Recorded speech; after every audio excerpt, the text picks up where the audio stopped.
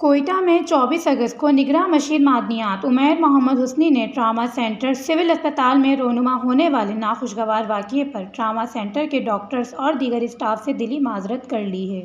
انہوں نے اپنے ایک بیان میں تسلیم کیا ہے کہ یہ ایک افسوسناک واقعہ تھا جو ایک غلط فہمی کی بنیاد پر رونما ہوا۔ صوبائی مشیر نے کہا کہ ذمہ دار حکومتی نمائندے کی حیثیت سے عوام کی خدمت اور یہ ان کی ذمہ داری ہے۔ خاص طور سے پہلے ہی سے مختلف امراض میں مبتلا مریضوں کی دادرسی اور خیالداری ان کا اخلاقی فریضہ بھی ہے۔